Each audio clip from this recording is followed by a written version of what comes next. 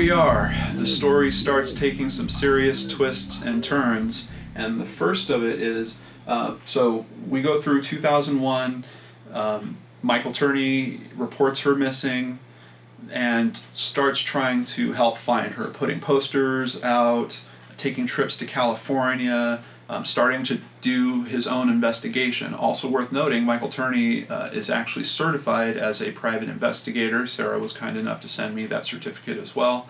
So we know that he obviously has some knowledge and experience in this. Also worth noting, he is a bit of a surveillance fanatic, and we're going to get into that a little bit later. He is quite familiar with cameras, recording devices, and apparently likes to stockpile tons and tons of tapes featuring hundreds of hours of footage and audio.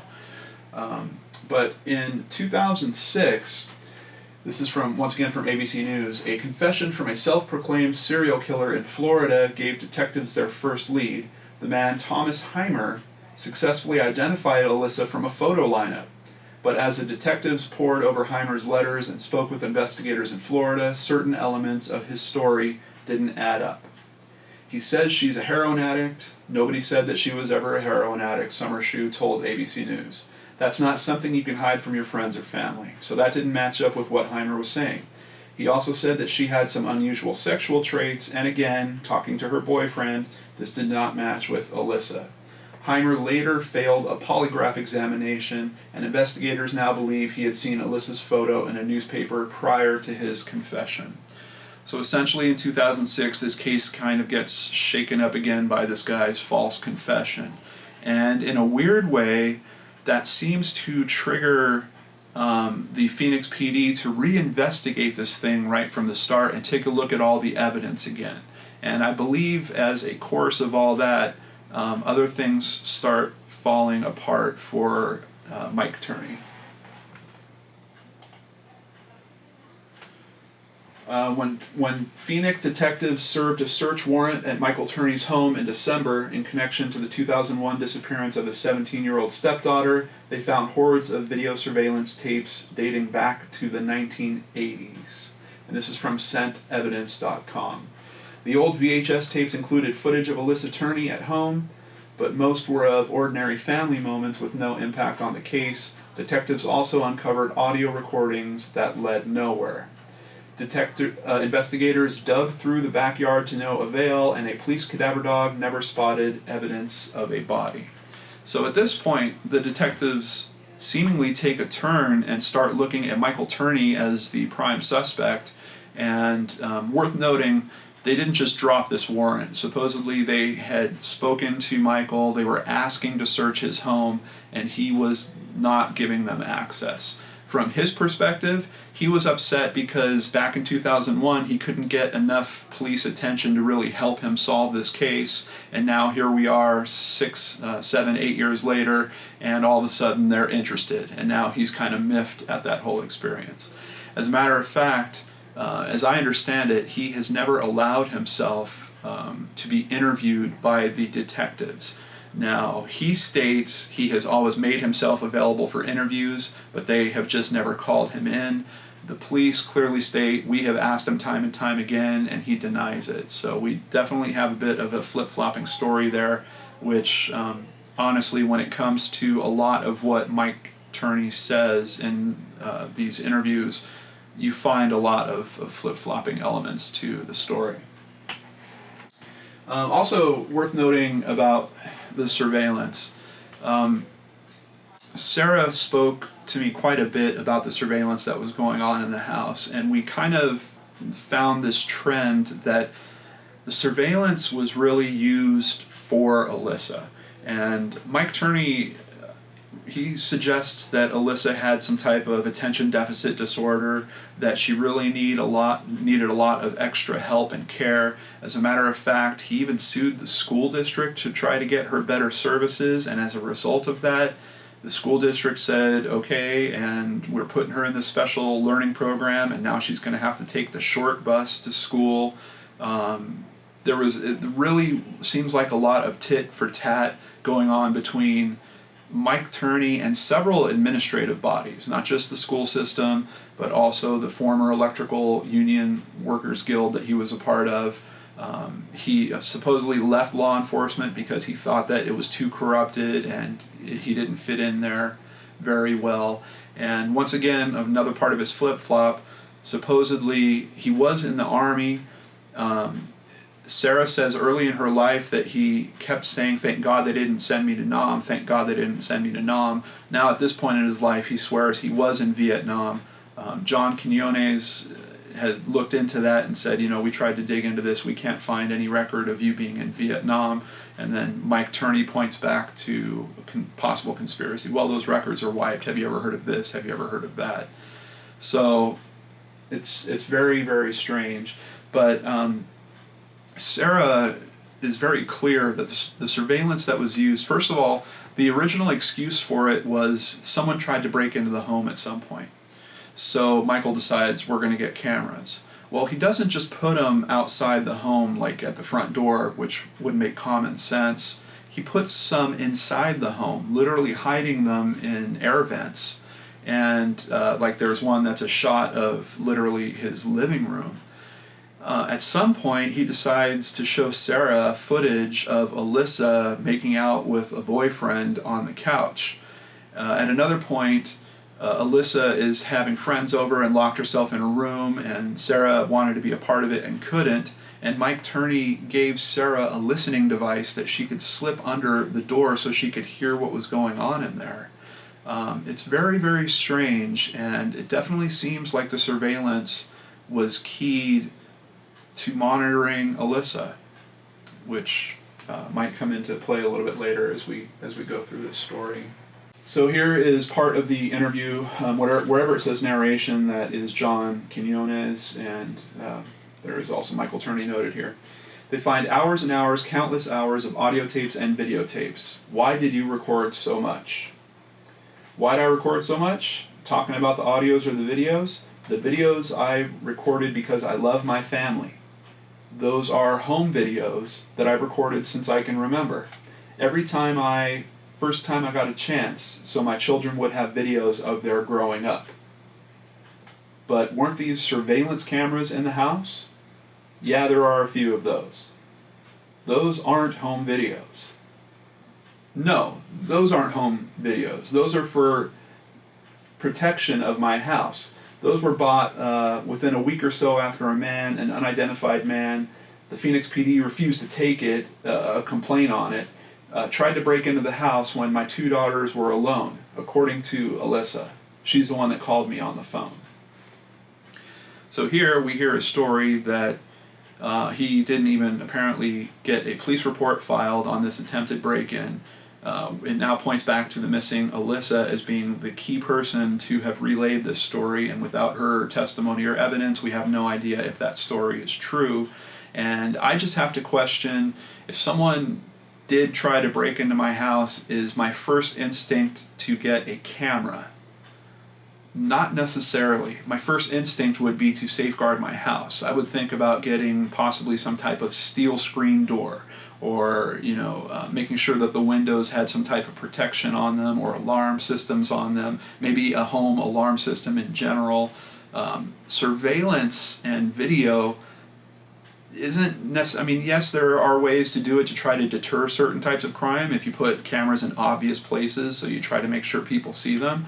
But typically those types of systems don't stop crime in progress, therefore analyzing and processing crimes after the fact. So I have a bit of a personal question about, are these the best steps to take if you're really trying to protect your daughters that are at home?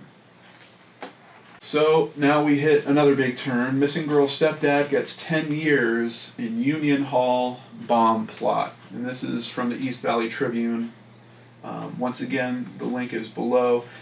Michael Roy Turney, 62, who was representing himself in U.S. District Court, was sentenced by Judge Susan Bolton for unlawfully possessing destructive devices, 26 pipe bombs, numerous firearms, and a van rigged with combustible material to catch on fire and explode as he drove it through the front of the International Brotherhood of Electrical Workers Union Hall. So essentially, the raid happens. which I have to say, from Sarah's perspective, this is kind of a terrifying thing. All of a sudden, she is asked to not go. She is in college at this point. She's asked to not go to her next class. If the detectives have something to tell her, they get her to the police station and essentially let her know, we're raiding your house. She heads over there, and you have local authorities, you have SWAT, and you have ATF that are literally taking your house apart. Apparently Mike was a bit of a hoarder. His house was not the cleanest place.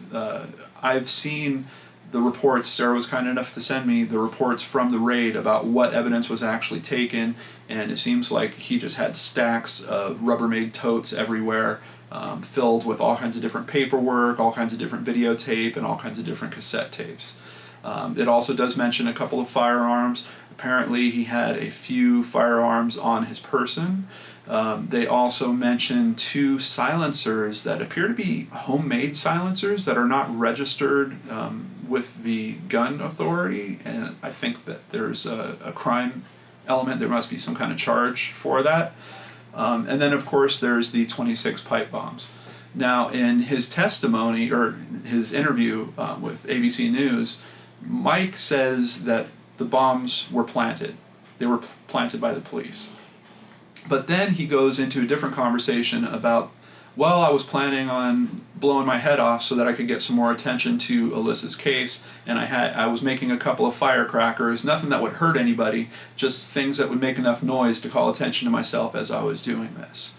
Apparently he wrote a manifesto, kind of a diary, where he outlined his plan to do exactly what this is saying, to drive a van into the front of this guild or the union hall and blow it up. As a matter of fact, in the evidence that was confiscated when the warrants were executed, they also found letters that appeared to be last wills and suicide notes that he had written, one for one specific son and one specifically for Sarah, which I'm not sure. I haven't asked her if she's ever reviewed that. I'm not sure if I would want to review that after going through everything that she has. But it does seem clear that he was at least somewhat suicidal at this point, and he was possibly thinking about taking other people out with him. Now he says all of that is still wrapped around Alissa's case, that all of this is in reaction to these 2 assassins that came after him and told him that they killed Alissa and buried her in Desert Center, California. If that wasn't enough, this is from azfamily.com. 3TV has uncovered horrifying allegations about Alissa's childhood. Andersen said, she's spoken to her friends, she's spoken to other family members about being handcuffed, about being gagged, about being woken up with him on top of her, holding her down. The him is none other than Michael Turney. When police searched his home, they discovered hundreds of hours of video and audio tapes. Among the recorded phone conversations confiscated, Turney is heard discussing why he felt the need to record everything. So now we're starting to get into some possible child abuse and molestation that was going on. Sarah mentioned this to me very early in the story, that she has heard of several allegations about this happening to Alissa. Keep in mind, this is not Michael's biological daughter. He did adopt all of the kids from that earlier marriage of Barbara's, so they got the same last name, but this is not his biological daughter. And Sarah also says nothing like this ever happened to her. This is something that seems to have been occurring with Alissa only. Apparently, some of the family thinks that there was a snapping point for Michael, that he was essentially a very good father. Several of the sons have noted what a good father he was. One of them even likened him to Superman. But around the time that Barbara died in '94, there appears to have been something that broke at that point, and Michael seems to be suffering, I'm sure, from some level of depression, but it seems like there's also another component to it that is really altering his reality. I've also seen video footage in that 2020 special. You can check out in the links down below. where some of Sarah's friends are talking about, Alyssa's friends are talking about conversations that they had with her about this.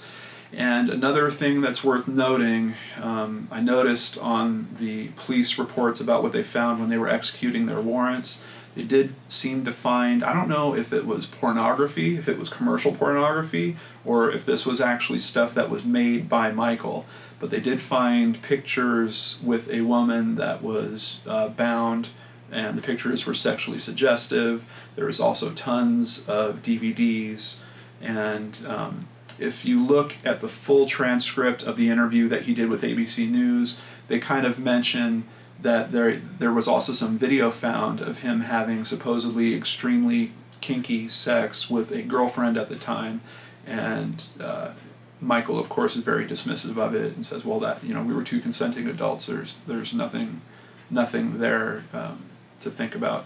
Just in light of these specific allegations of Alissa being held down, possibly being handcuffed or tied, it starts to occur to me that maybe this man had some urges that he really couldn't handle very well or couldn't control. He speaks, and this is from the interview with Primetime on ABC, he speaks about two guys in particular, the two assassins. I remember writing about two specific incidents, a guy named, I told Shauna about one of them, Charles Parsons and Gary Morissetti. Those two guys. What did you do? They're the ones that said Alissa was dead. So what did you do? In 2003, what did I do? Phoenix PD already told you. They told me what you said you did. Okay, let me tell you what I did. Trying to meet with these people, most of the time the IBW, that's the electrical guild or union, didn't want to meet with me, period. Okay, because they were afraid. In fact, I was warned if I got involved in what I was going to get involved in, about the politics in there, and it was very dangerous. I didn't believe it because I didn't think things like that went on in America. But after your wife gets called and various other things, you begin to catch on real quick. You get these sudden attacks, where close misses and close calls, you begin to understand it's a little more serious than what you thought. You realize how stupid you were because family men shouldn't be involved in this kind of stuff. Anyway, I went to meet the one Charles Parsons guy, and as soon as we pulled up in the car, the guy stepped out of the car and opened up on me and started shooting. So I shot back. In self-defense? In self-defense. What happened? I decided that if I went to the police with this, I would put in jail just like I am right now. So you killed him. Yeah, because he was trying to kill me. One person or two? What? One or two? One or two what? People that you killed. Just him. He was the only one on that one. Before he died, he told me that Alissa was dead. Her body had been dumped out, I think it was north of I-10 out by Desert Center. That's where I kept looking, doing my own grid search out there. What did you do with his body? Took it out there and left it like they did hers. You buried him? Yep. Why didn't you tell the police about this? Would you? Well, now you're here, you're in jail already. That's why I'm telling you now. And he laughs. Supposedly the police looked into this, and these two guys, these names are real, but they apparently died of natural causes. What is very interesting to me about this is that name Gary Morissetti, because I noticed on the intake that the police had about evidence that they took during executing their warrant, they found a social security card, I think it was found in Michael's safe, for a man named Gary Wayne Morris. And I'm wondering if supposedly he did kill one or both of these men, is that how he came into that person's ID? I mean, you don't just get someone else's social security card. That's a piece of ID that most people are very careful with. So I'm extremely curious how this social security card belonging to Gary Wayne Morris wound up in the possession of Michael Turney. Does it support his story? Obviously not. I mean, if investigators looked into this and they figured out that both these guys had died of natural causes, was he potentially looking to do some type of identity fraud or something like that? I don't know. According to Michael, they could have been lying about their identity, but he does say that he looked at the ID that they have on them, and these were the names, or that was the name he saw, which actually was the other guy, Charles Parsons. So even according to Michael's own story, I don't know how it fits in, but it's just very odd to me that there is a little bit of a real-world link in terms of this crazy story. There's a little piece of evidence lingering out there that kind of supports the possibility that something like that might have occurred. Who knows? Michael might have just stolen the guy's wallet at some point. I really don't know. I really don't know what to think about that, but it's pretty odd to me.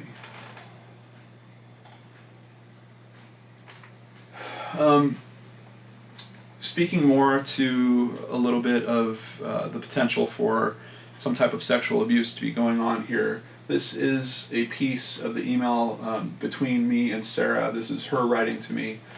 Another note that by the time school started again in the fall, my father moved me into the master bedroom of the house so I could have, quote, privacy, specifically because I was a female. Also, the master bedroom had the monitor to the outside camera. Was he less interested in monitoring it after Alissa was gone? Also, after I complained that I didn't want cameras in the vent, he took them down, and he also gave me a camera detector so I could check to make sure he didn't have any cameras on me. Entertaining at the time, but now it seems a little odd. And I would agree, it seems extremely odd. Why is the surveillance important and implemented when Alissa is around, and then all of a sudden at the request of his other daughter, he is removing it, and not only removing it, but then giving her a device so she can detect if some is being used against her? That once again just keeps pushing me back to this weird feeling of out of control. Like he's aware that he won't be in control of himself all the time, so he's trying to put these safeguards in so that it's not really his responsibility to stay in control. It really strikes me. Around all this, there is also a meeting that is now happening at a college, the University of Arizona, Mini Medical School 3.0, Forensic Psychology Inside the Criminal Mind, and this is happening on Wednesday, December 2nd, 2015, from 5:30 p.m. to 7 p.m. in Phoenix, Arizona. And if you're local, and if you jump onto this website soon enough, you can go, and there is no price, there's no charge. She was actually involved in the case, Dr. Erin Nelson here, and this talk will also feature both of the detectives. I can't even get it out. Somershoe and Andersen will both be there. I don't know if they're going to have an open Q&A session. I really hope that they'll potentially take some questions from the audience, but even outside of that, it should be pretty informative. Those two guys are knee-deep in information on this case, and they're definitely two of the foremost experts on the case at this point. So that's kind of it for the twists and turns. There's still nothing close to what I consider a definitive answer here, but do I have some theories that we should talk about? Yeah, I think so.